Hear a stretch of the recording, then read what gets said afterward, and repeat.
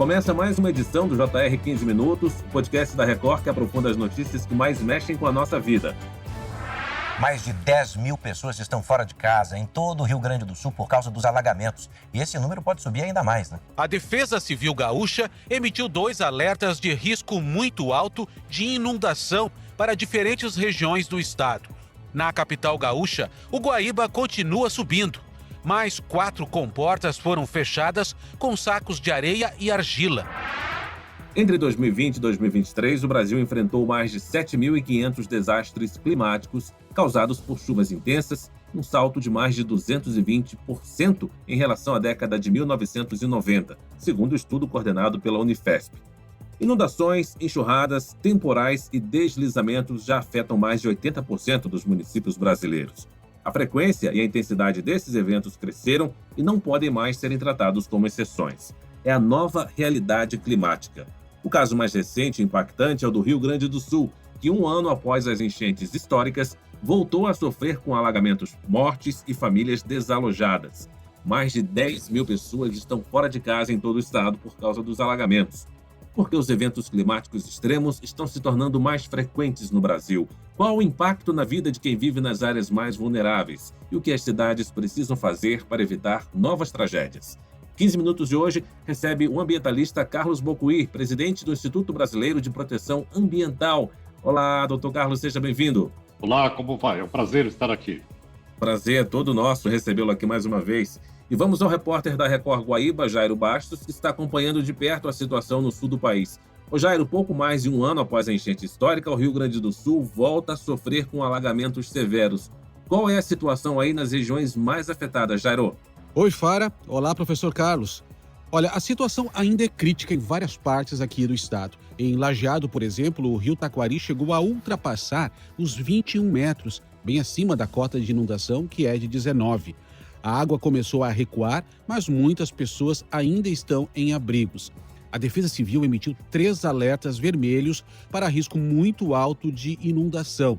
Para o rio Caí, nas cidades de São Sebastião do Caí e Montenegro, e o rio Uruguai, na fronteira oeste. Em Eldorado do Sul, a cidade com o maior número de deslocados, mais de 5 mil pessoas já deixaram suas casas. Aqui na capital, o Guaíba segue subindo. Esses eventos não são mais pontuais, estão se repetindo com força e frequência cada vez maiores. Professor, eu aproveito para lhe fazer essa pergunta. O que esses episódios recentes no Sul revelam sobre a nova dinâmica do clima aqui no Brasil? Nós temos uma tendência que é apontada, inclusive nos relatórios da NASA, de que haverá uma intensificação das chuvas no sul do Brasil. Então nós teremos uma pluviometria mais constante e mais concentrada, né? E aí, o aspecto que é diferenciado nesse processo é que você não tem uma média anual, constante, mas sim você tem períodos de muita chuva concentrada, e isso leva à dificuldade de controlar as inundações, não é? E, por outro lado, você não tem uma regularidade de água que permita não impedir o ressecamento do solo nas épocas de verão, de veranico. Então, nós temos um verdadeiro desequilíbrio climático que ele se acentua à medida que a temperatura do planeta aquece. Professor Carlos, a pesquisa aponta que temporais, classificados como desastres de natureza meteorológica, já correspondem a 75% desse tipo de ocorrência. Isso pode estar ligado à maior presença de ilhas de calor nos centros urbanos? Não estamos apenas falando de geografia e clima. Há componentes sociais e de infraestrutura envolvidos? Sem dúvida. Quando você faz o planejamento de uma área urbana, ela pode interferir no regime de chuvas. Por exemplo, a cidade de São Paulo, as chuvas que são formadas a partir do oceano, elas entram no Planalto e chove mais na Zona Leste, que é mais impermeabilizada. Há estudos que apontam isso. E deixa de chover nos mananciais, que é a área de recarga que seria de interesse da sociedade paulista para abastecimento público, né? Então, esse processo de desequilíbrio ambiental, de chover concentrado em áreas mais impermeabilizadas, leva a esse efeito que nós vemos hoje danoso, que é justamente chover mais em áreas que são concretadas, impermeabilizadas e, portanto, provocando mais inundações e mais enchentes. Então, há uma relação muito próxima entre o planejamento urbano e a questão do escoamento das chuvas. Entre 1991 e 2023, professor, o Brasil registrou mais de 26 mil desastres causados por chuvas intensas e 64% foram de natureza hidrológica, como inundações e enxurradas. O que explica a predominância desse tipo de desastre e por que eles se tornaram tão recorrentes em áreas urbanas? Tem a ver com isso que o senhor acabou de falar? Primeiro porque a área urbana é onde você tem maior vulnerabilidade, é onde estão as pessoas, não é? E são áreas que são impermeabilizadas. Muitas dessas áreas, como por exemplo no Rio Grande do Sul, como por exemplo em São Paulo, elas são ocupações de área de várzea, em áreas que naturalmente já seria uma área sujeita à inundação. Tá? Então, o que as mudanças climáticas estão fazendo é intensificar esse regime que já ocorria ao longo do tempo, mas agora você tem uma frequência maior de eventos extremos. Quando você olhava a série histórica lá atrás, você via que você tinha uma mega inundação a cada 50 anos, a cada 40 anos. Agora você pode ter 3, 4 ou mais, né? E até mesmo todos os anos, dependendo da situação. Então, esse enlouquecimento do clima e a intensificação dos eventos climáticos extremos, como no caso das inundações, das enchentes, eles se dão pelo fato do planeta estar mais aquecido. Tá? Nós temos um índice de aquecimento global maior, né? E hoje ele está bastante acelerado, e os efeitos desse aquecimento global, nós estamos percebendo hoje que eles são mais intensos, mais duros do que a gente pensava que eles seriam. Né? O relatório coordenado pela Unifesp, melhor dizendo, mostra que 83% dos municípios brasileiros já foram afetados por algum tipo de desastre climático ligado à chuva, que é um salto impressionante em comparação com os 27% registrados na década de 90, professor Carlos. O crescimento desorganizado, sem planejamento das cidades, contribui para o aumento de ocorrências de deslizamentos e alagamentos, por exemplo? Não tem dúvida. O que nós temos, nesse caso, é um processo onde a ocupação do território, o uso do solo, ele acaba sendo divorciado do bom planejamento urbano, do bom planejamento ambiental. Então, essa dinâmica de crescimento das cidades, que muitas vezes é predatória, ela cresce sobre áreas de preservação, áreas de várzea, que são áreas inundáveis, ela desmata e com isso você tem uma intensificação das inundações, porque a vegetação ela sempre retém a água da chuva, não é? Ela contribui para que a drenagem urbana seja melhor. Então, essa perda de capacidade de ordenamento do solo acaba levando realmente ao agravamento da situação. E, de outro lado, você tem uma condição climática mais intensa, né? De maior concentração de chuvas em períodos pequenos. Então, a característica das mudanças climáticas é essa intensidade concentrada, não é? Que faz com que você tenha episódios de alagamento, inundação, e, por outro lado, você tenha, às vezes, longos períodos de veranico, onde não chove, e até de calor extremo.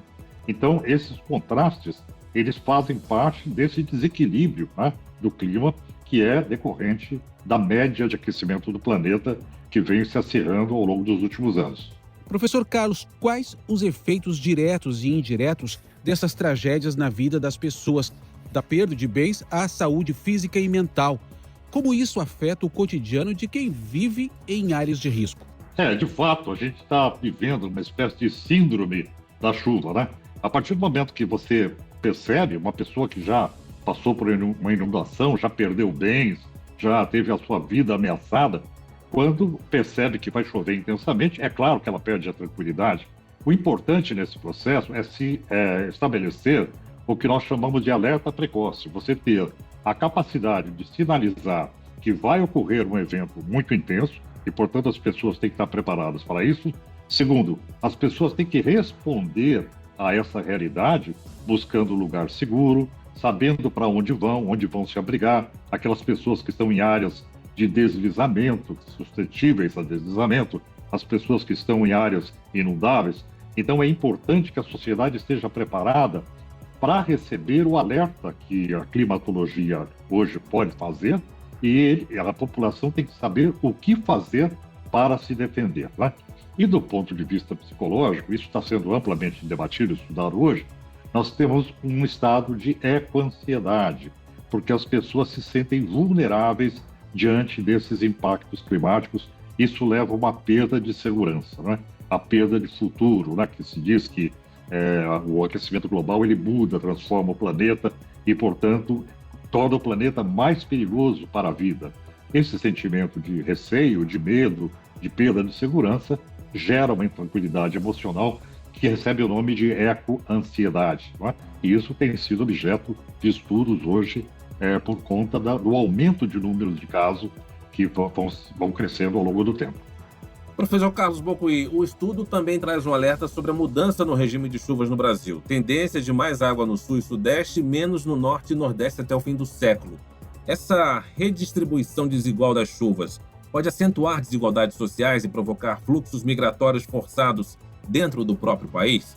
Não tem dúvida. O grande problema do desequilíbrio climático é quando ele atinge a segurança alimentar, a produção agrícola, é que ele provoca a mudança de populações de local, né?